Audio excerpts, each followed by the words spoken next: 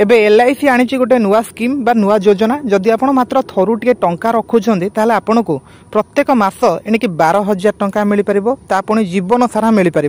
या विषय जब संपूर्ण भाव जानवाई चाहते कौन रही संपूर्ण खबरटी ए वीडियो को आप शेष पर्यंत देखूँ देखा निहाती जरूरी कहीं आप थरुटे टंका रखिले आपन को जीवन सारा प्रत्येक मास 12,000 टंका लेखा मिल पार। कौन रही संपूर्ण खबर चलते जाना वीडियो को लेट करनी ता सहित मुझे रिक्वेस्ट करी चैनल को जब आप नुआ चैनल को सब्सक्राइब करूँ।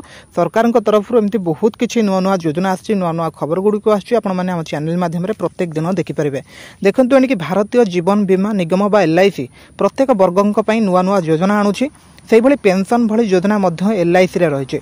जदि आप कौन पेंशन योजना लागू करूँच लागू करने को चाहूँगी पाइबापी चाहूँगी तो यही प्लांटी सबुठ आपको बहुत भल बोली कहुच्छे। कौन रिस्क नथिबा बेले प्रत्येक मासर टंका आपको मिल पार। यही स्कीम नामटी रही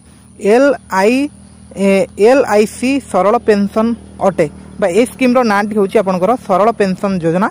एथिरे अवसर पर प्रत्येक मासरे आपको पेंशन टंका मिल पार।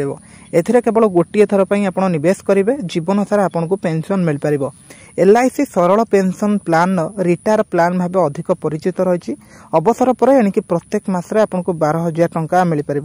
अवसर पर एणिक पीएफ फंड और ग्राच्युटी टंका को एथिरे निवेश करने द्वारा प्रत्येक मासरे पेंशन लाभ आप उठे पारे बोली सरकार तरफ कहुच्छे। एथिरे 40 वर्ष कम बयसर व्यक्ति एथिरे निवेश करें ना 80 वर्ष पर्यंत केतेबेले मध्य टंका दे पारे। 12,000 टंकार मासिक पेंशन पाइबाकू हेले 12,000 टंकार एनयूटी किणवाकू हेबो। एथिरे जने व्यक्ति जेतिकी चाहिए सेतिकी निवेश करें। यह द्वारा जने नागरिक मासिक त्रैमासिक किंबा 6 मासर पेंशन उठे पारे। जदि जने 42 वर्षीय व्यक्ति 30 लाख टंकार एनयूटी किणवे ताहले सेमानकु मासिक 12,000 टंका 388 टंका पेंशन मिल 12,388 टंका पेंशन मिल। यही प्लान को किणवाई एलआईसी इंडिया वेबसाइट को जावाक पड़ो। आपको जदि यही पॉलिसी 6 मास होता आवश्यक पड़े सरेंडर करें। यही प्लान अधीन में लोन नहीं पारे सरकार तरफ कहुच्छे। जो मैंने एलआईसी कर तो से मैंने बहुत भल भाव ये सब जिन बुझीपारे।